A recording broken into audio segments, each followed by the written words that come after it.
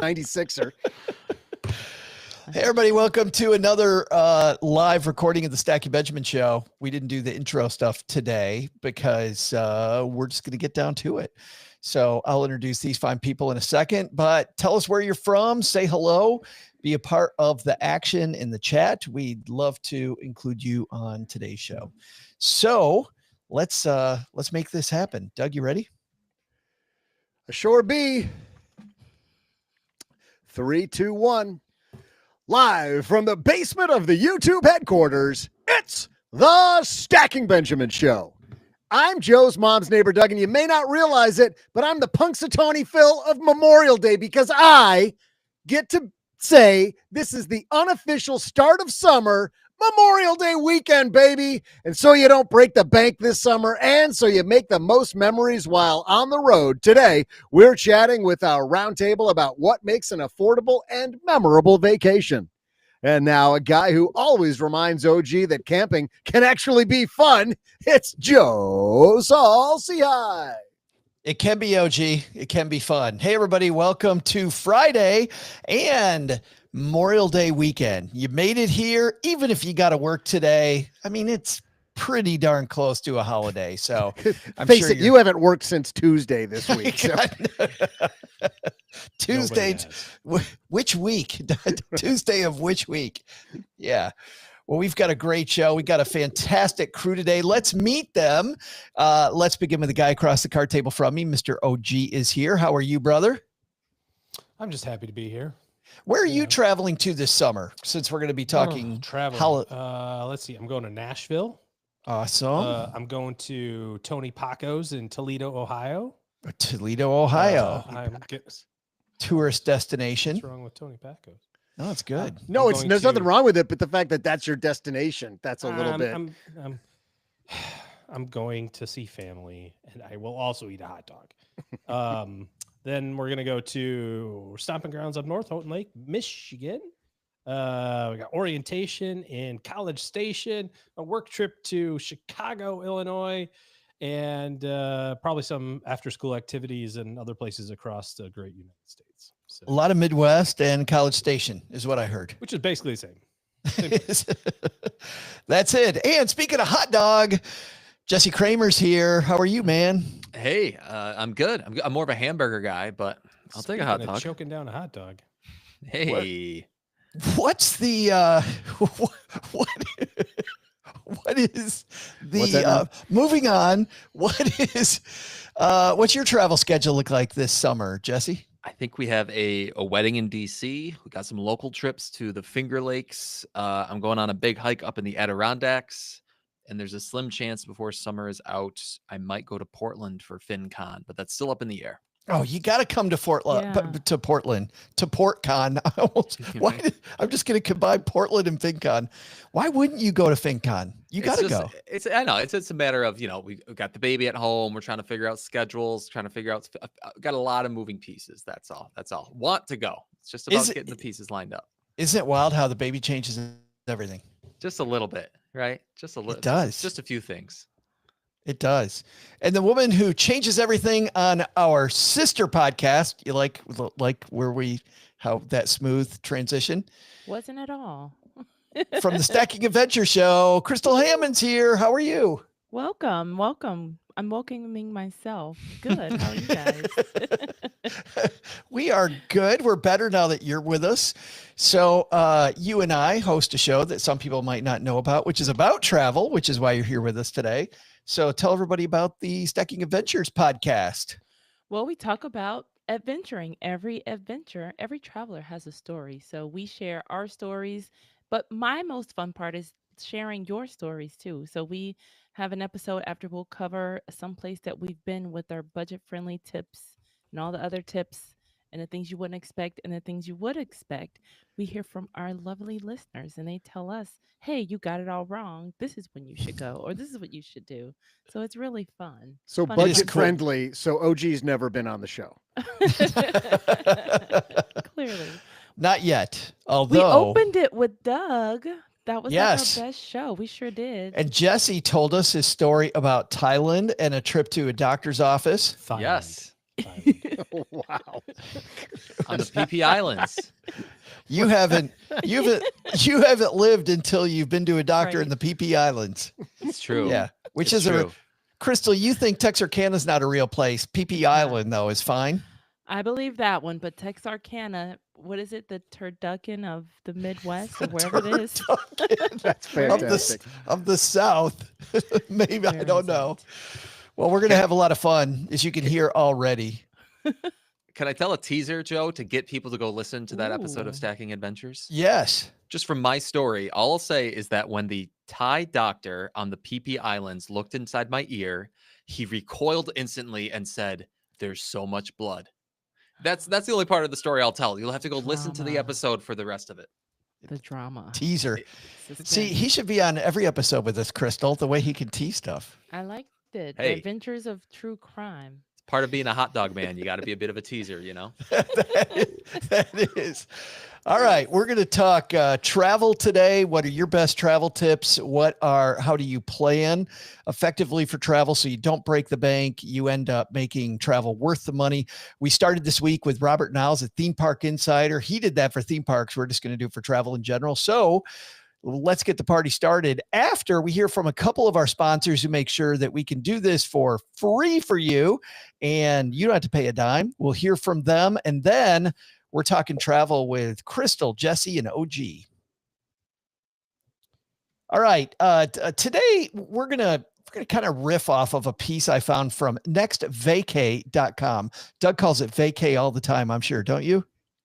Vacay. That's how the cool kids say it. Yeah, vacay. Okay. Because the word vacation is so long.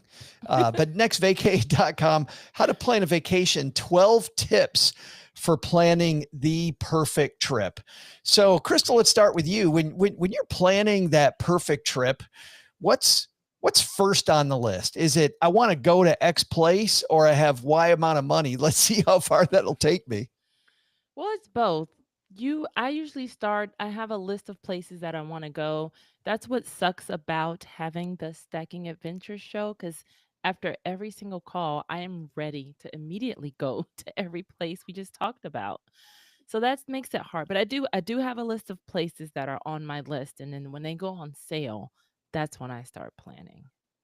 We'll talk about where you look for the sales later, but what's kind of top of your list right now of those dream bucket list places?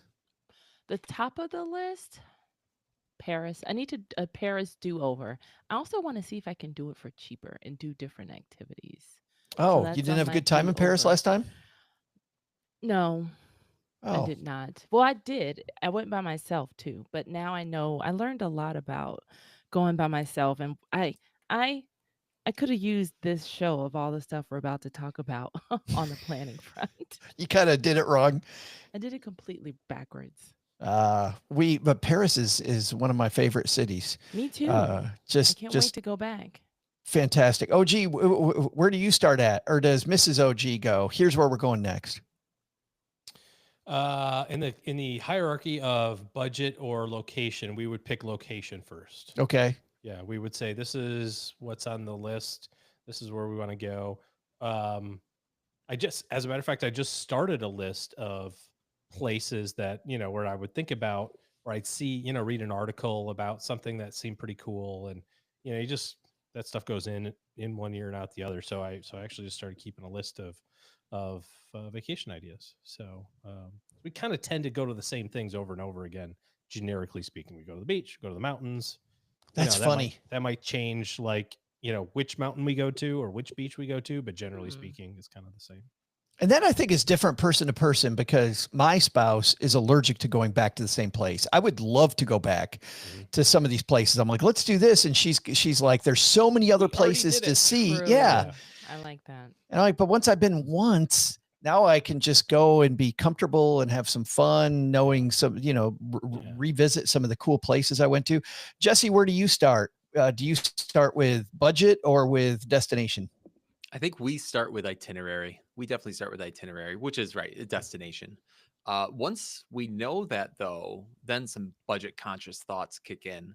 But I always envy those people. Like, I know a couple people who they start with very much budget first, and they'll be like, "Yeah, found a super cheap flight to to Denver this weekend. I've never been to Denver. And so on a whim, on Thursday night, I decided I'm taking a Friday noon flight to Denver and just going to go spend the weekend there. And I'm like, that's kind of cool. That's a cool way to live. It's it hard kinda to do makes me that wish- with a baby, though. Oh, correct. Yeah. It'll You're be a not. while until we can do that. But I think that's a really cool way if especially, you know, if you're the kind of person where either maybe you're a points maximizer, or you like the idea of going to the airport, getting on a plane, of just saying like, I don't really care where I go. I'm just going to go somewhere new and do it cheaply. And that goes back to what OG said. We're definitely new place people, especially if it's like a big trip.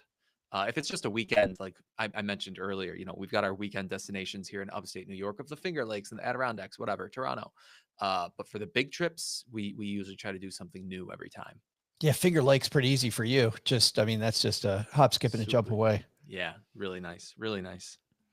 You know, it's interesting when we were younger. I think we started with budget. I mean, we always started with, we've got X amount of money, and so what's inside the sphere of that money? The older I get, it's more, how can I afford to do this big thing that I'd like to do next? So Scandinavia is on my list, but because my spouse's list supersedes mine, that is 3 years away. We've determined that Joe can get through the next thing. If he lives 3 more years, we can go to Scandinavia. Second on their list. So they start off on this piece. The reason I wanted to start there was they say, choose your destination is first. And once you do that, then it's easy to do the budget, which is funny. I want to highlight something, Jesse, that you talked about, which was, have you guys ever done that? The spontaneous, hey, I found a cheap flight. Oh, gee, have you ever done that? The you know, you get the last minute online deal on a Tuesday. So on Thursday, you're packing up and going to X place. I've never done that. I mean, I tend to do the exact opposite of that, which is oh crap. I thought we were supposed to leave on Thursday. Who bought tickets? Nobody yet. Oh, great. Oh, I tend to, Overpay, we tend to, huh? but we, I did that for a strategic coach meeting once. Yeah. I mean, no, it's much more, I would say our spontaneous stuff is more around, something that is time sensitive. And I'm just thinking of one when we were in spring break this year, both Michigan and Texas A&M played basketball in Denver for the basketball NCAA championships. We were in Colorado skiing. It was an hour and a half drive. We're like, let's go. You know, so you don't get the best deal on tickets. We drove, we didn't fly, of course, but you know what I mean? Like that would be more of our spontaneous type of trip, a lot less. Let me just play the roll the dice thing. Although I will say, when my son was interested at TCU, they have their freshman orientation is called Frog Camp. Makes sense. But they have different places that you can go to Frog Camp at, some local, some, regional. But then they have one choose your own adventure type of thing where you like literally show up at the airport with your passport and your bag. They tell you, we're going someplace warm, pack warm clothes. We're going someplace cold, pack cold. And you just show up and it's all TCU freshmen. I thought, for somebody who never would do that in a million years, I thought that would be kind of fun. It does sound fun. But it's already organized. It's not like I had to, like, it's Tuesday. Oh my God, we're going to Portland on Thursday. Oh, somebody else is organizing. Well, but that's my other way to plan a trip is let someone else do it and just show up. I'll sign me up for that every single time. yeah. I got to tell you, the older I get, the more those organized tours, the ones I've done through Disney, have been just phenomenal. I mean, we're getting ready to go to Greece. I'm practicing a few Greek words that don't ask me for any because I'm not good enough to say any of them yet. More beer, please. Yes, that's going to be the key phrase. Encore, right? That was my favorite phrase. First time I went to Paris, I realized that encore was just a French word. Who knew? I didn't know. A lot of people, but it was pretty amazing. Nearly The dude everyone. looks at me and goes, encore? I'm like, oh, there's my word. Sure. you stand That up and you is- start clapping. So a second on the list here is pick your travel partners. And it's interesting, Crystal, because you talked about going to Paris alone. And I don't know, you and I have told some stories where it seems like you've had some great travel partners and some horrible travel partners. What are you looking for in the perfect person to go travel with? Well, I am my favorite travel partner, I must say. I live alone and it's so hard. It is so hard to give up that independence because you it's like if someone else is late, oh my goodness, I hate being late. I hate waiting for people. Or it's just, oh man, my foot hurts. What do you mean your foot hurts? Can you who told you to come on this trip if your foot hurt? So there's all these different things you have to deal with because but then you have other extremes. Because I went to Hawaii with the spreadsheet of activities friend, and it's like, okay, that's an over planner. You're going to be exhausted the whole way. But then there's the other, like the lazy, I don't want to do anything. I could sit on the beach and read my book all day. It's like, but don't you want to get steps? So think about the people you hang around with anyway. And then that's when you decide, okay, who would I get along with? Because even one time there were four of us in one hotel room. That did not go well, big surprise. But hey, we learned something from that experience. To never do Joe, it again. Joe, have we talked much about my trip with OG to skiing this winter? Speaking of that, Did we talk about Listen, I think we did talk about that slightly. something I'm not sure. I can't put my finger on it, but something Crystal just said made me think of that trip. So Doug, who is your perfect travel partner? Besides OG. in a sleeping bag. So actually, OG was a blast to travel with. Because he'll do anything. He just yeah, you want to go eat there, fine, let's go eat there. No, that was all good. But my preferred travel partner, you find people, to your point, Crystal, you find people that you're just sort of in sync with, whether it's the pace of how what time you like to leave in the morning and get out of bed and get rolling, or the types of activities you want to do. And my oldest son and I we just travel the same way. Nice. And it's just like we're like the perfect adventure buddies. So that's a big one my for first me. thought. Yeah, that's a big one, Doug, for me. We were traveling to the Lake District in England with a family that we knew who lived in Manchester. And so the next day we're going to the Lake District. I know it's going to be about a 2.5 hour ride there from Manchester. I believe it was about 2.5 hours. And so Cheryl and the kids, we are ready at like 7 a.m. thinking that, that gives us, then it's 9:30 and we can start hiking around the beautiful Lake District and see Beatrix Potter's house. And who else is there? Wordsworth's house. I think just some beautiful scenery. Abraham Lincoln, I think. Do you know what time? He had a summer house there. True story. Yeah. I think right next to Grant Cardone's house. Right. We, but the people we were traveling with didn't get ready to go till almost 11 a.m. Oh God. It was horrible. I was like, when are we leaving? Oh, we just got to do a couple more things. And then we got there and we literally made a beeline for Beatrix Potter's place. And Cheryl's like, hey, so you want to do hiking? Oh, I think we need to get back. I think it's time to get back. We spent as much time on the road as we spent in the Lake District. I can't wait to go back to the Lake District because we didn't hardly see any of it. So without them. Yeah. Yeah. Jesse, are you sitting on the beach? Well, no, I don't think you are sit on the beach person. No, but it's fun. I loved that Crystal brought this up because it's something I thought about independently, but it totally makes sense that it occurs for most travelers. My wife, she's a huge activity person, and just Nice. if we're gonna go fly to X country, we are going to jam pack our schedule with lots of activities. And I totally get that mindset. I'm just like 1 or 2 steps removed from that. I don't mind having a day filled with 10 hours of activities, as long as the end of the day we're gonna kind of relax for a couple hours and chill out. I need a little bit of chill time. Where she's more of like, no, we still have 4 things to do. Like, I know we've been going all day, but we got to go. And that's where we get some friction in our travel, because I'm not quite all the way at that end of the spectrum. But wouldn't it be nice if it's like just hearing your stories and seeing some of the comments come in from YouTube about picking your traveling partner is a huge part of the experience if you're going to travel with people, because those misaligned expectations are just a recipe for disaster. Yeah, that's Andrea mentioned that in the chat. Pick your travel partner, or not at all, should be first on the list. What's interesting about choosing your travel partner too is that, I've been researching what the happiest retirees know.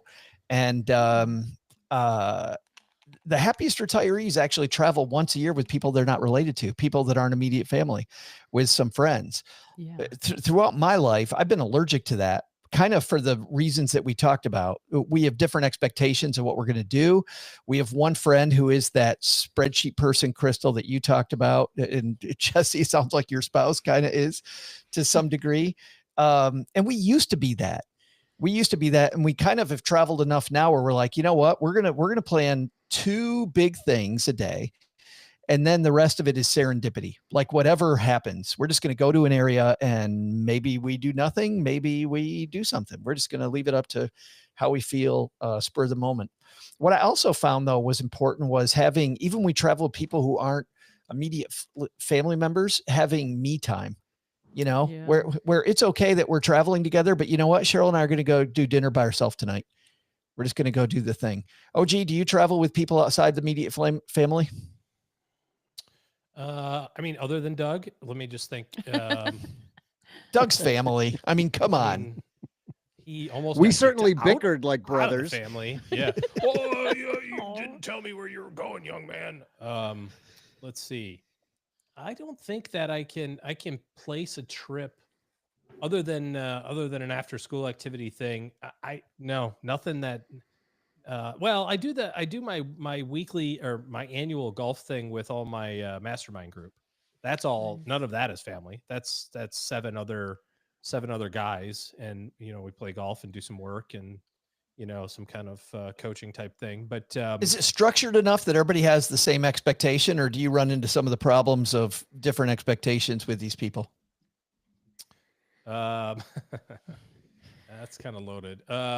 We play a lot of golf. I think that's the only thing we do. Because tee times are tee times, right? So it's like, hey, the tee times at 8 with the cars leaving at 7. That sort of thing. I can think of one trip where half the group did something and half the group did something different. Because travel schedules upcoming or something. It was like, well, I've got an early flight. I need to do this instead of that type of thing. But yeah, other than that, no, it's all family or extended family, which is Hmm. a whole nother world. Let's talk about resources. Crystal, you brought up finding deals before, and Jesse, it sounds like your wife is a planner. Let's start with you. What resources do you use when you're researching a new place that you go to? That's a great question. I have to admit, I don't do a lot of that myself. I mean, I'll do some Googling. I guess Google and listicles and those kind of things are a lot of my top resources and reviews that other people have written. Um, but I mean, my wife goes really deep, whether it's like guidebooks. Yeah, she buys like that's Cheryl. right, Cheryl's a right, guidebook addict. exactly. She YouTube, tends to like YouTube prefer videos. Yeah, well, yeah. What does Cheryl do? Well, she tends to prefer the Lonely Planet guidebooks. Okay, Yeah. Likes those. Rick Steves guidebooks are pretty good. Folders, I would say, is third. Is that how you pronounce that word? Folders? Fodders? Fodor? Anybody know? Fodor? Nope. I've always said faux doors, Fodors? Photo. what are your like guys' faux thoughts doors on? down. It's in between 3 and 5 faux Yeah. doors.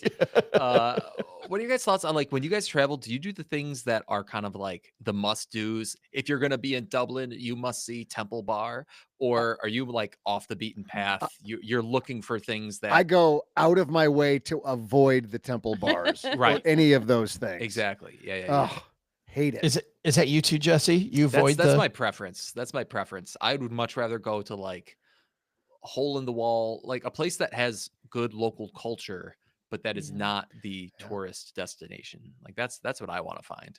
Crystal. How about for you? Well, it depends.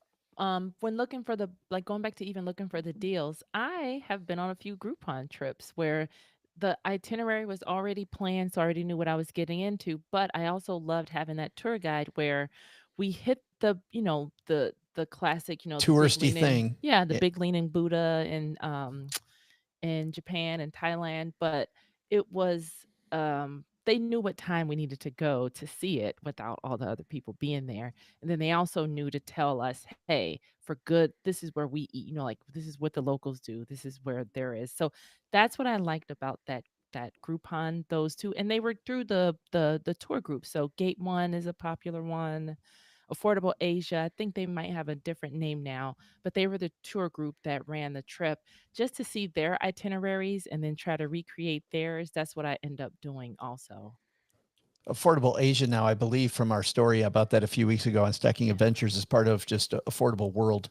Right, that's what it was. Yeah. OG, how about for you? You He's are on going to mute. say, "What's the question?" Yep. I You are on swear to mute. God, he wants to ask, "What's the question?" He Oh is yeah, still you're on mute. muted. Yep. Or he's doing the Sorry. Korean flick, the kung fu Yeah. flick, self-dubbing. The robot. It's like, why is The Doug talking self-dub. over me? I so many really like times to.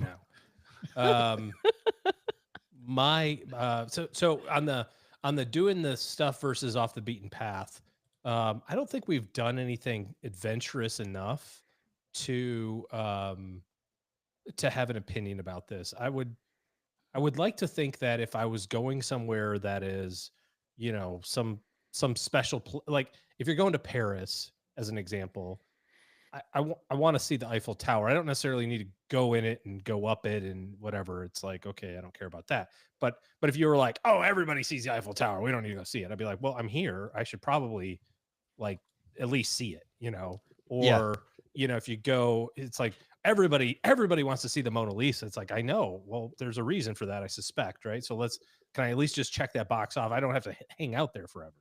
So I think I'd probably lean toward wanting to do more of the known knowns, at least on the first kind of go around. And then on travel deals, that's I'm not the guy to ask on that. Yeah, we use I'm not no. we use TripAdvisor a lot. Viator,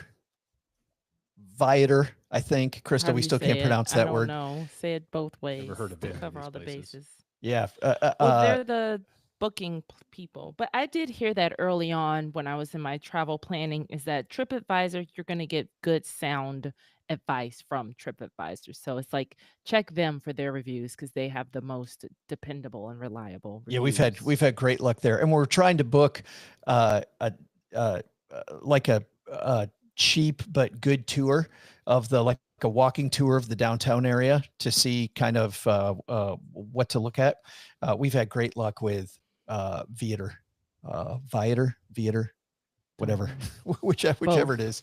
Tomato All right. and tomatoes. Yes. We're going to talk about the budget, the spreadsheet. We're going to talk about points programs. We got all that in the second half of today's show. But at the halfway point, we put on the brakes for a moment because we have a year-long competition between OG, Jesse, and Paula. And today, Crystal, you're Team Paula. And that means I've got some good news for you, Hammond, and some bad news. Which one would you like? The news. All right.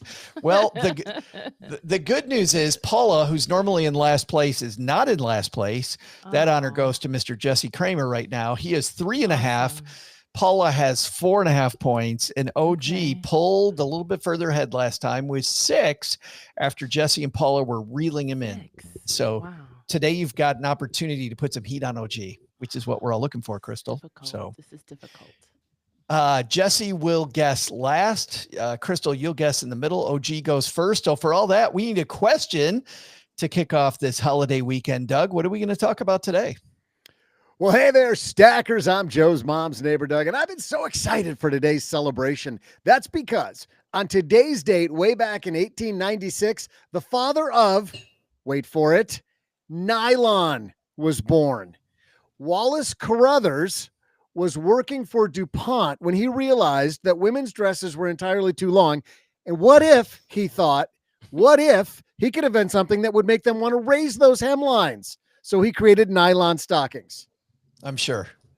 No? You should know this. You don't think that's how it happened? Well, consider this fan fiction then, because I'm a huge fan and I'm wearing nylons right now. I mean, because they improve your circulation. Speaking of nylon and being a fan, I'm also a fan of brushing your teeth. Hold on. Edit that. I'm a fan of brushing my teeth. I'm not brushing your teeth. And DuPont actually began making nylon to use in toothbrushes beginning in 1938. The stockings, not on sale until 1939. So here's a nylon-inspired question to celebrate Old Wallace's Big B Day. How many, I know you see this coming a mile away, but I just got to say it out loud. How many bristles are in the average toothbrush? I'll be back right after I finish counting. 1, 2, 3.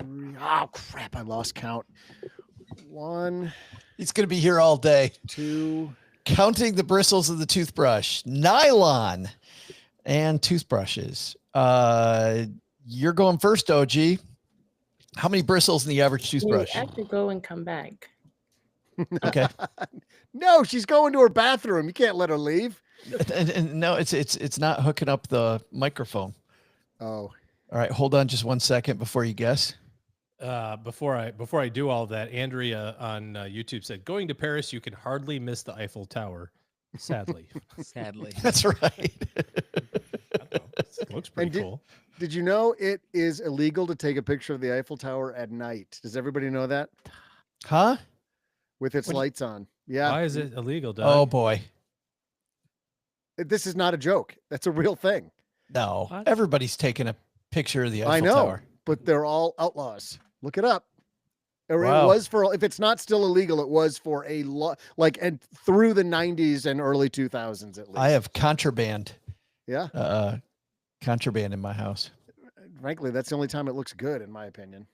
Oh, with it sparkling and stuff. Another great piece of Jesse, have trivia. you been to since we're Paris? still- No. Since we're still waiting on Crystal, another great piece of trivia is the Eiffel Tower was the first thing man built that was taller than the pyramids. So between the pyramids and the Eiffel Tower, That you know of. nobody, right, that we know of. Yeah. And the Oh, aliens built the pyramids. We all know that. So as far as we know, the Eiffel Tower is the tallest thing man's ever built. Why? All right, what's going on, Crystal? I don't know. It won't connect. Sounds like it's connected. Okay, there it is. There we now, go. now you're connected. There it is. Sorry about that. All right, so you heard the question? Yes. Yes, nylon made for the bristles? toothbrush. How many bristles on the average toothbrush? All right, back to Josh. Sorry. 3, 2, 1. Okay. I brush my teeth no less than Twice a week. 12 times a year. So I Ouch. should have a pretty good sense of this. See, I'm just trying to picture it's about yay big. And you're talking about each strand of nylon is a bristle, Correct. Yes. as it were. I'm just gonna pick a nice round number and say 1,000. 1,000 bristles. What do you think of that, Crystal? I'm gonna say, gonna say 1,500. 1,500. Thinks there's more. even more than 1,000 bristles. Jesse, you got 1,000 and 1,500 to the uprights. Mhm. I wrote down on my notepad here 40 pods and then 50 bristles per pod. My guess in the Oh. blind was going to be 2,000. So I'm going to go Whoa. 15. I'm going to go 1501. Boo. 15. Sorry, Crystal. 1 for What do you have to do Jesse. with pantyhose again? Nylon bristles pantyhose. Everything in Doug's connection. world revolves Great around pantyhose. connection. Everything. Yes. Doug loves pantyhose. Well, he heard about nylon being created on today's date in history. So we got 1,000, 1,500, and what was going to be 2,000, but it's 1,501. Who's right? We'll be right back. All right. OG, you opened this up by saying 1,000 bristles, and both Crystal and Jesse thought that's not enough bristles. What do you think? Yeah, I honestly haven't studied it enough. I should brush more. Crystal, you've got from 1,251 to 1,500. So you feeling good now that Jesse capped you? Wait. Yeah. I think because he's gonna be over by one bristle. There's some confidence. Jesse, How you feeling? You like I'm your feeling- 2000 number still? Yeah, I'm feeling okay.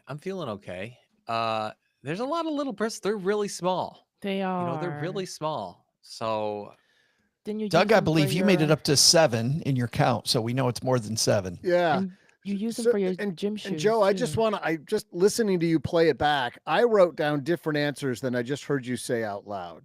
So I've got OG at 1,000, and I thought I just heard you say 1,250.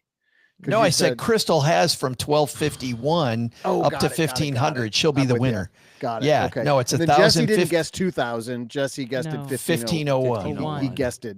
Yeah. Even though his thought B guessed it, I think is the way we Right. say that.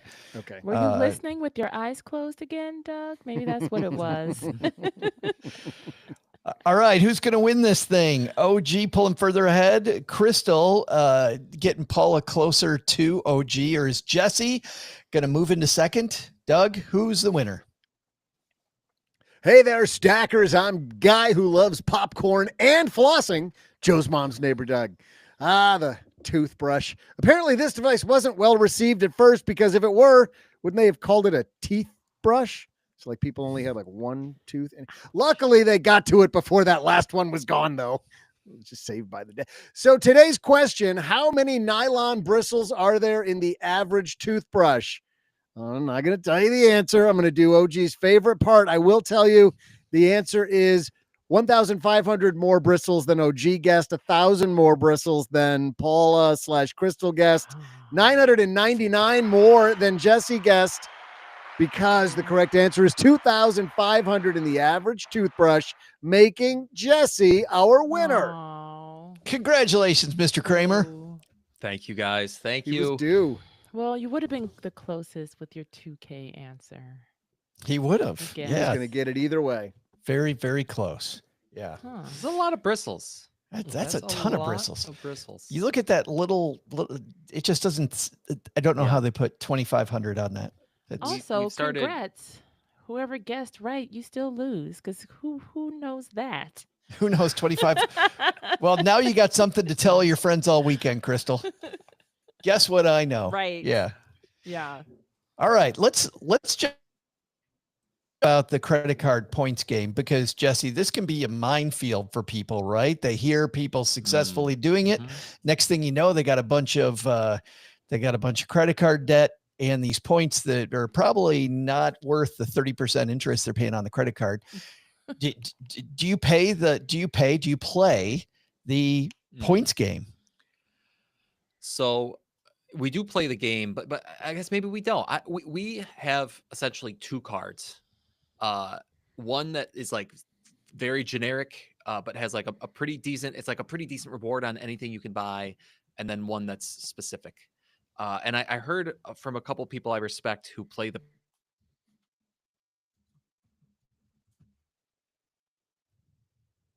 points game really hard sheet and keep track of all these dates and all these things. What's the best thing I can do? And the two responses I've heard the most are either you get one credit card that's just generically good no matter what you spend on, or you get one thing that's like great on groceries and gas, and then a second thing that's just generically good. So that's our approach. And I know it's not maximized, but this is just one aspect of my financial life that I'm okay not being maximized. Why is that? Do you fear that you would get into credit card debt, or it's just too much management for too little squeeze? It's the same reason. It's the same reason why I don't clip coupons, Joe. I mean, I think at the end of the day, it's juice for the squeeze, right? It totally is juice for the squeeze, and I don't know. Maybe I'll look into it again, but at some point for the credit card game, I think people are probably squeezing really hard and not getting that much juice left. And it's where you choose to draw that line personally. Or it's like portfolios, you've been doing some really cool stuff recently, Joe, on what the Merriman, like the 10 fund Merriman portfolio. Yeah. Yeah. I think that's really cool. I think other people though in this world are like, just give me one stock fund and one bond fund and I'll leave the excess return for the birds. It's just different strokes for different folks. Shoot me now. Shoot, man. Those people be wrong, Jesse. They would be way wrong. I know. Nick Clements, who's in the credit card industry, used to advise us on this before he retired. And Nick said, if you've got a cashback credit card that pays you 2% or better, that's a great place to be. So Jesse, if yours is a cash back card and gives you 2%, I think you're right. Doug, you use cash back rewards. It's all I use. Yeah, I don't do any travel stuff because I don't travel to all the cool places you guys do. So traveling isn't as much of a priority for me. I wouldn't use them fast enough, and the inflation or deflation, what's the right word, on how the value of the points goes down so often that I just don't think I would be getting the most value out of whatever the percent back is. And Crystal, you play the points game to some degree. I do, but it is a simple. I play the simple game. I have the one card that I pay off every month, and that's what people get, and that's where people get into trouble. They're trying to do something that they don't understand or chase points that they don't understand. And like you said earlier, Joe, they end up paying that 30% interest on something where, just like what Doug mentioned, that the points get devalued. I do follow a couple people that post every month, hey, if you transfer your points here, it's a 30%, sale for this airline for this month. I've gotten into a habit of checking those, but I have not done it yet. I always book through my portal, which you definitely give up a little bit of edge when you book on your credit card company's portal. But I went to Thailand on all points. So I hoard my points, I pay off my cards, and then I'm slowly venturing out. Thanks to, listening to the people we've had on the show to say, hey, you can just transfer your points here and you'll get 30% more for if you're going to this place and you book this way or you travel. Because I think it's either hotel or flight is where you can transfer your points and you get to save. So I'll look and see as long as it doesn't take too much time. Oh, gee, how complicated do you play the points game? I do not pay any lick of attention in any way, shape, or form to anything that is optimized. We use credit cards like it's cotton candy, and I have so many points and so many buckets, I can't keep track of it all. When's the last time you ate cotton candy? Yeah, My kids they bring it home on occasion, but I will on occasion if I know there's going to be a large purchase, right? Like if I know I'm gonna, I've got something due that's going to be a big number, I might glance and see, like, is there an offer somewhere, or, is it better to use the American Airlines card because I've got a flight that I could book right on the heels of this to get the points, or, is this going to put me in another tier, or is it better to be on the Amex or something? So I will glance at it, but generally speaking, it's honestly whatever pops up on my phone when I go to pay is what I use. Because I've been spending so much time at Campfi and with people that do this really well, we've started transferring our cards toward the programs that are more flexible. So the Chase Sapphire card, which is very flexible point program. Capital One has a very flexible program, and I had a Capital One card, didn't use it hardly at all. Now I've switched over to using that Capital One Venture more. And Joe, because of the flexibility. Yeah, Doug. When you say you transfer, does that mean you transfer the balances onto the card that is a better travel card, or you just I've shut down use it more? Yeah, I used it more. And as an example, hotel points, stopped using Marriott, which was I was all Marriott all the time. Started using now Hyatt. If there's a Hyatt, I'll go to Hyatt first. And I found that I can score. If there is a Hyatt, I will score much, much more quickly free rooms at a Hyatt than I was through Marriott. But to your point, I don't obsess about it a ton. I was talking to our friend, I think we're all friends with Chris Hutchins, talking to Chris, and you talk about spreadsheets. Holy cow. Like the amount of work he does, but he travels for free. Yeah. All the time, goes first class travel for free. So I don't know. Have you ever thought about that, Jesse, about getting more into it to be able to just go for free whenever you want? Thought about it. Yeah, no, I've talked to Chris about it too. He can't think about what's for dinner. Yeah. Well, OG, have you thought about it then? No. I mean, again, this isn't a weird flex of any kind. It's just like there's so many in so many places. Like I could just look and go like, oh, where I've got some Capital One points. I'll just use those to fly mom down here for vacation, or whatever. It's like, booking something on the Amex website because that's the one I happen to click on. Oh, I got points there. I'll just use those points. I again, very rarely pay attention to the, oh my gosh, you got 1.7 cents per point. You should get 2.1. You're leaving money on I don't care. It's, I turned in a bunch of points and got $2,000 worth of Amazon gift cards not too long ago. Yeah, trying to play that whole game is almost as complicated as playing one of Joe's board games. Oh yeah, it is, big Like time. it's like a The second instructions. job. Who has Well, and then that? halfway through the game, you get a different set of rules. Like, oh no, the You're not the that character can't move those spaces. They can only move these spaces. You're like, since when? Well, since I'm losing and I want to make the rules different. Next on our list is decide when you'll go. Do you go, Crystal, you prefer to go during shoulder seasons when it's not so busy, or do you go for the, there's a picture here of Japan. Do you go when the cherry blossoms are out? Yeah, I would avoid the touristy seasons. Like, I don't want to do carnival anywhere. Don't want to go cherry blossom season because I want to get great service. I don't want to be trampled. I don't want to have to wait too long to experience things. I'm going when there's no one else there. So shoulder season, that is, I guess, when the kids are in school. And just be careful of when you're going because you don't want to go when like certain countries they go on holiday for the whole month and you're there wondering why is everything closed. It's because the country takes a holiday. Or bad weather, don't go to places during hurricane season. So it helps to reach out to people to know when you want to go places. And We found that out after we had our trip to Chile scheduled, that country does nothing on their Independence Day. oh, And we didn't realize when we booked everything that we were going to be there on Independence Day. So we ended up with being like the only people at this hotel we were staying at. Everything was closed around town. We actually booked a tour with a guy, and this was a horrible tour. The tube was like, I can't take you anything because nothing's closed. I'm like, well, then give us your money back. Oh, he wanted to make the money. So we went around and saw a bunch of closed places. oh It was a man. horrible. Now, the thing that was cool was he introduced us to this idea called a fonda, which is these celebrations around town that locals go to. And we ended up being, as far as I could tell, the only obviously non-Chilean people at the Chilean Independence Festival. And it was a blast. It was cool seeing Right. what people do during that. But it's kind of like a carnival though. You don't want to go to carnival. No way, Jose. Too many Yeah. people. Jesse, shoulder season or go during the time that the good stuff's happening? Definitely shoulder season.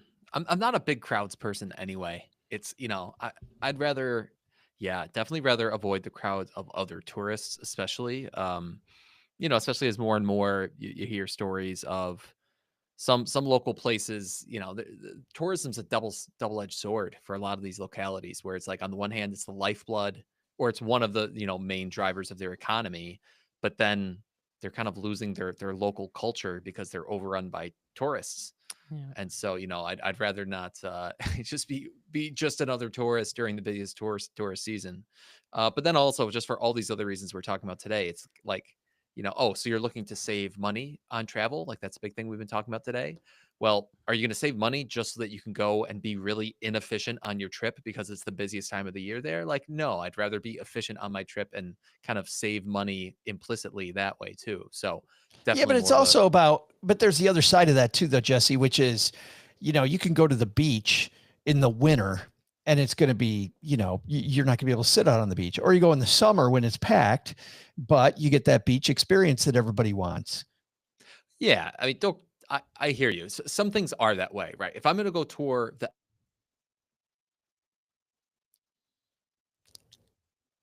state, right? Obviously, there's definitely an on season and an off season. I'm not saying Mhm. that, but I just think there are some things where, they're just no matter where you go, there's going to be an example of, right, Carnival is a great one. Cherry Blossoms is a great one. Yeah. It's like if Yeah. the sole reason you're going is cherry blossoms, then like you gotta go during cherry You got to blossom go season. then. But if Well, that's you what I just- was going to ask, OG. Some of the big events, Indy 500, let's say.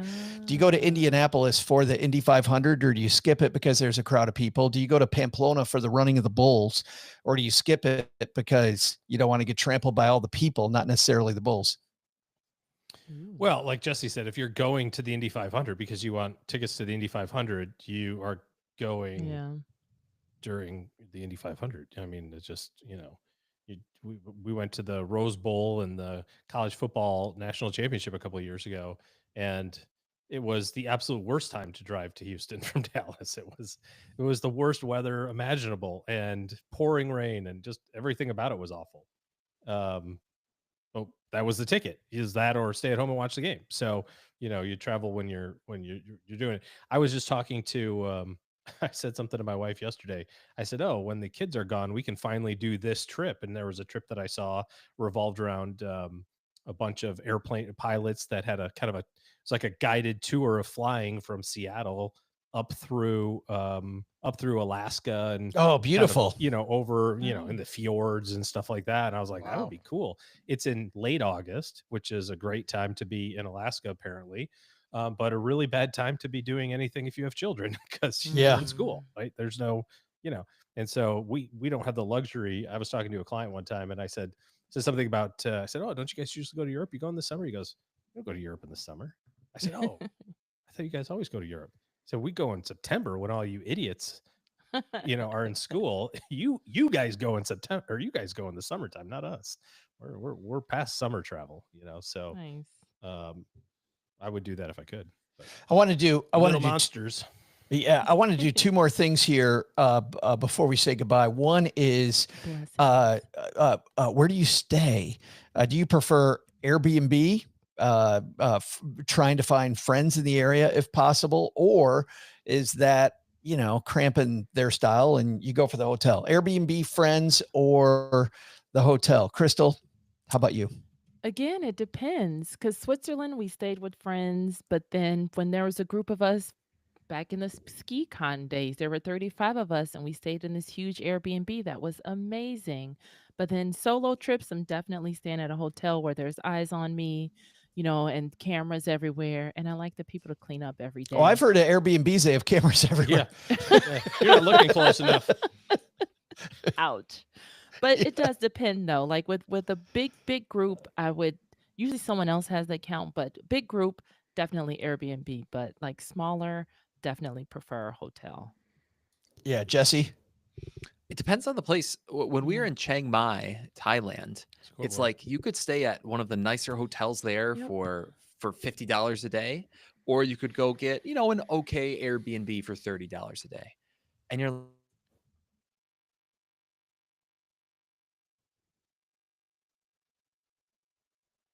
I know Ireland was really expensive, or there's some places where it's like, well, the difference between the nicest place and the mediocre place Hmm. might be hundreds of dollars a night. And maybe that's the place where we'll settle on the more mediocre place to save some money. OG, how about you? Yeah, I mean, we've done all of the things. Our ski trip recently, where we went spring break with the kids, we've always stayed in a hotel and gotten two adjoining hotel rooms, and that's plenty of space for everybody. But you're kind of beholden to the hotel. Here's Yeah. when food is. Here's what the restaurant's open. Here's you got to make reservations. This year we rented a condo, and a Mm. little farther up the slope from where the hotel was. And I don't think anybody would do that. I don't think we'd ever go back to the hotel Never. Oh. um, with the family Yeah. because we went to the grocery store. We got to eat when we wanted. Nice. It was everybody had way 50 times the room versus the little hotel rooms. We had a nice condo, so that's helpful. I've also done we've done the big giant houses like Crystal was talking about with all the friends. And again, as long as you're kind of all on the same schedule or there's enough Yes. space where if you're not, you can be like, OG's going to bed. It's 10 o'clock. So I'll see y'all tomorrow. Like you can go do your thing. Like that's okay. But if you try to mix those things, right? Like Yeah. I think we've all done this where you go, it would be a great idea if we all slept in the same hotel room. And then you realize about halfway through night one that Nope. it was a terrible idea. Yeah. And you would pay Yeah. any amount of money to not do that Oh again. yes. Been Um, there. so you got to choose your own adventure there carefully. But Yeah, I think they're definitely for that big group. I do like the Airbnb and that communal activity. The fact that we have our Yep. own space. We did that for my nephew's graduation. Recently, we did for my Mm. son's graduation, where we had like a 7-bedroom house in Austin, which really really made it nice. But to your point, OG, you just got to have enough room. It's got to be a big enough place. That's right. Yeah. I want to ask about travel insurance. Crystal, where do you draw the line on travel insurance? I usually get it like when you're booking for the flight cancellations, just because I've had flights cancel a couple times, and it's become more common. There was a time where I would never even think about it, but now I do second guess it just because, and I don't want to be stuck anywhere, and I want my money. I want my freaking money back. Health wise, my my insurance is pretty much covered everywhere. And I've had to go to a hospital. Well, I was sick. They didn't believe me that I was sick, but my friend was pretending like he was sick, and they gave him IV and everything. So I thought that was hilarious. But Well, never you had were any actually like, sick and he yeah, wasn't. I was, and he was not. It was pretty funny. See, that's just hilarious. But Why was he my pretending to I be was going to insurance, sick? say, why did I miss something? Why is he pretending? extra vacation days from, I don't know where he worked, but it was extra vacation time from work. Oh, I thought you were going to say he was looking for a free night stay at the hospital. No, oh, that's funny. No, I hope no one That's goes a to travel those hack. lengths. Yeah. But Yeah. definitely, but then also your credit card too, because your the Chase, the Sapphire Reserve, they have very good protections. Because one time, well, both times I went to Vegas, my luggage didn't arrive after I did, so I did end up getting money to buy new stuff, and that was pretty cool. That's cool. That's great. Know what your credit card offers and what it doesn't. Jesse, what do you do about travel insurance? Do it? Don't do it? I think on the big trips we've usually done it, and on smaller trips we won't. Like if it's like a domestic, if it's like a long weekend domestically, we won't get it. But for the big like week long, 10-day, 2-week trips internationally, we will. For the same reasons Crystal said, is like at some point you're just like the risk of something going wrong, and we're going to be thousands and thousands of dollars out of pocket here, is just pony up for the $100 of travel insurance, knowing that it probably won't pay off, but you're covered just in case it matters. That's funny. It's like any other insurance decision. It's a Totally. magnitude and probability. And while probability might not be high, that magnitude gets high enough. When I travel international, I get it. So of course I only buy it when it's really expensive. When it's really Yeah. cheap, I don't worry about it. Oh, gee, how about you? No, but what we do, we don't buy it individually, but what we do is we have a contract, an annual contract with Allianz, that allows you to, it covers everything. It's just a once a year premium. And It's I Oh, have that's to look up cool. how much it is. It's but like a Specifically for warranty. travel, though. it's on, yeah, it's for you know how like when you book your trip on, the flight Yeah. or the Yeah. hotel or whatever, it always gives you, it's like, what state are Yes. you in? And you can, like, you don't have, you do it's all covered, but then you also, it's kind of double dipping. I should say we've done it in the past. I don't have it actively right now, but I've done the annual thing before. And then you also have to know like how your credit card works. Like Crystal was saying, there's a lot of benefits on Yep. your travel Uh, cards now. Doug? I'll say that I've only tried to take advantage of the insurance provided by the credit card one time, and we ended up not being able to use it or get the benefit of it, not because of the credit card, but because they required some proof of some things. And my son had gone on a packaged, vacation. It was a spring break thing in college down to Mexico, and they needed us to get the credit card, needed us to get proof from the company that organized the whole thing. And that company wouldn't give us what we needed. And I spent Oh, so much time trying to deal with that. I just gave up eventually. We just ate the cost. So That it's, sucks. yeah. So it's not, I mean, every time I book anything now, I think I'm not paying for the extra insurance. I've got it. But it might not be the credit card company that throws the hurdles up in front of you. It might be Mm-hmm. the requirements you have to satisfy. The people have to provide that to you, the Airbnb host or something like that. I that's why remember I do. Yeah, I don't like booking through Expedia and those others for that reason too. Is I like to have my flight booked through the airline, and I like to have my hotel booked with my card for my Yeah. own safeguarding. Yep. I prefer that as well for Yeah, that exact reason, because it is such a pain to Yeah. unravel, something via the travel agent, whether the travel agent is the Capital One portal or the Amex travel portal or whatever. It's just Yeah, that extra step. It's just And they'll send you there in a hurry. They'll go, "Oh, look, not my problem." Not my Yes. problem. Contact your travel agent. Immediately. Yeah. Last thing when you're flying, pre-check, clear. Jesse, do you do pre-check? Do you do clear? You're nodding. We have TSA pre-check, which in some airports it's funny. In our local airport, it's so small that it probably doesn't save us that much time. But there's some places where, man, it saves you an hour. It just makes things so much smoother, so much easier. You get to keep your clothes on or whatever. And again, I like what is better it? getting naked. Wait a minute. Why would you do that? Well, Sir, yeah, put you your guys pants don't. back on You guys don't get randomly selected every time you go to the airport. Must be a to take must be your a clothes off. Apparently, I'm not hiding. I'm not hiding what you're hiding, Jesse. Going back to the hot dog joke. Jesse finds out the hard way that you don't have to take off your pants. When they tell you to take off your belt and your shoes, I can see where this is going. There- So I just, Skip to the end. I'm saving everybody some time. But yes, TSA pre-check is well worth it. Well, That's worth it, funny. in my opinion. Your airport, Jesse's a lot like ours in Texarkana. I feel like I'm paying that fee just to make sure I don't take off my shoes. It's like that's why, because there's never more than 3 people in front of me in the line. And Dallas is pretty good too, OG. I mean, the Dallas airport has so many portals that those lines, I think I've been in line one time, OG, that was a little long. I could think of one time where I was, we always play the game of like, how close can we make it? Yeah. They tell you be to the airport 3 Not hours. fun. Yeah, no, more like 6 minutes before boarding.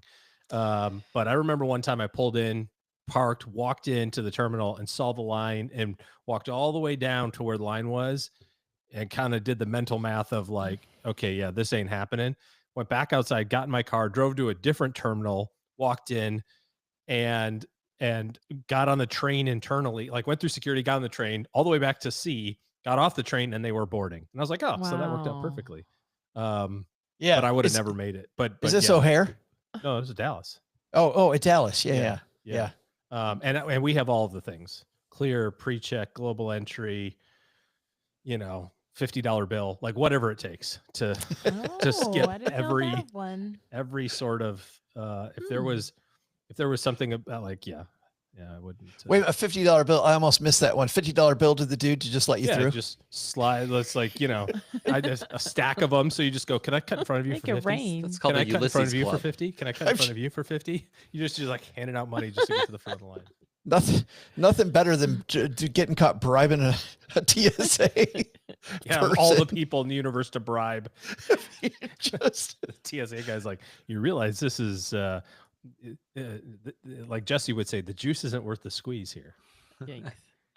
a guy, OG, that you and I know buys BMWs, and he picked one up in Germany, which you can do, and then drive it to the Netherlands, and the price discount you get almost pays for the trip.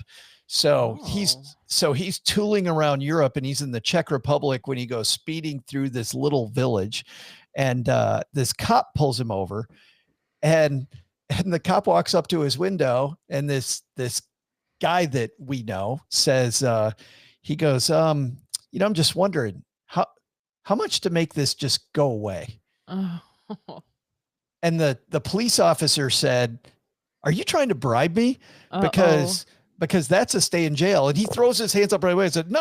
I don't know how it works. I'm American. I got no idea. I said, no way am I trying to bribe you. Not at all. I was. Exactly. How many So the cop- pesos does it take? The cop goes back to the car and then comes back up to the window and goes 120 euros, and it goes away. Oh, was my amazing. goodness. How fast he made it Reminds go me of away. that scene He from We Are Turned the him into a Millers. criminal. He did. And then the cop's life then took a whole different trajectory. Yeah. OG, you were saying? Oh no, I just said it sounds like that scene from We Are the Millers. I don't even remember the scene. Oh, where they're leaving the drug compound and they get pulled over by the cop who needs the bribe to keep going. He's got to have the bribe. Yeah. That movie. Crystal, pre-check. Oh yeah, I have global entry, which comes with pre-check, and that was a credit card benefit. Mhm. Yeah, check And I your have credit Clear card. too. Thanks to Atlanta Airport, I have Clear. Yeah. Oh yeah. You use Clear one time and you go, I can see why this needs to be in my Yeah. back pocket. Yep. Are there airports that worry you more than others? The two that I always worry about is if Orlando is horrible. MCO. Yep. Orlando's horrible. Heathrow is horrible. I've heard that Never one been. too. LAX. LAX. Luckily, I arrived for my flight a couple weeks ago, like at 4 a.m. So I was good. Oh, perfect time for all the Yeah. rush hour traffic. Oh.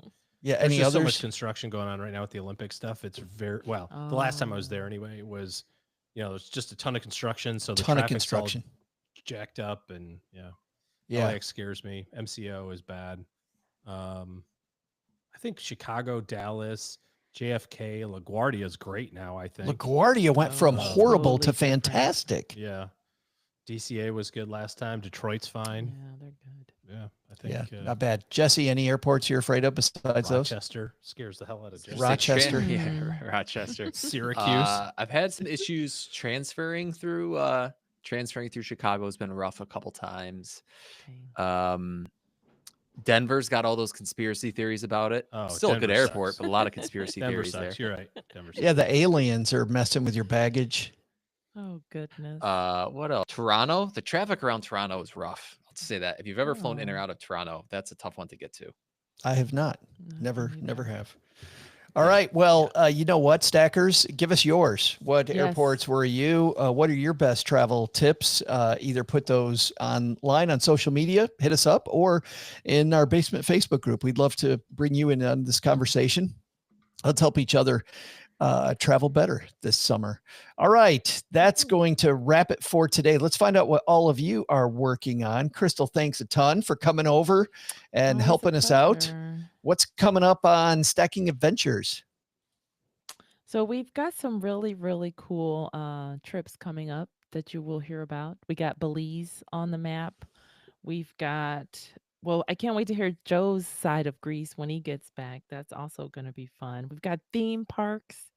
What else do we have? We have a lot of fun stuff coming up. So We're going to talk a little bit about lend Route us your 66. yes. Next year's the 100th Route. anniversary. Don't call Route it 66. right. Yeah. It's not route, it's route. Yeah. Back away from that. 66. We can't pronounce any of the other words, but we get that one right, Crystal. And that's Yes, it. we do. The Stacking Adventures, where tours. Finer Podcast are. Jesse, what's happening on the Personal Finance for Long-Term Investors podcast?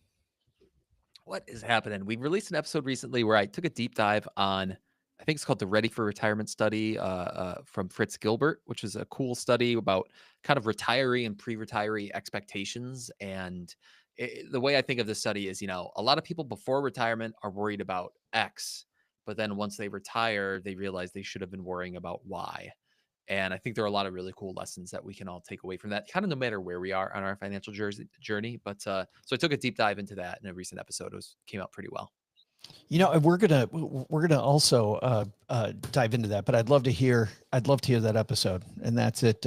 Personal Finance for Long-Term Investors, where Finer Podcast are. OG, what you got going on this Memorial Day weekend besides watching the Indy 500? What? No, I don't even know that we'll get that in. Honestly, this is graduation weekend, so everybody is here. It is a packed house, although it's not because we made everybody stay at hotels. But graduation tomorrow, and Caroline's birthday on Sunday. All right. Sunday. Wonderful. So, Yes. Fantastic holiday weekend at the OG residence. yeah, come on over. We're a barbecue and pool party and whatever. It's basically a Okay. nonstop party from 4 days ago till next Tuesday. Sounds fabulous. Yeah. Let's do it. Doug, We're all invited. I know. Let's get out of here so we can go over to OG's house. What are our big takeaways today? Well, Joe, here's what's stacked up on our to-do list today. First, take some advice from the co-host of Stacking Adventures, Crystal Hammond. Crystal says, choose your travel partners wisely. Hint, it's definitely probably not your spouse. Is that right, Crystal? Is that pretty much what you said? What spouse? Okay. Second, get Jesse one? told us the best way to get the most out of your trip planning is to play the credit card point game. This pretty much summarize it, Jesse?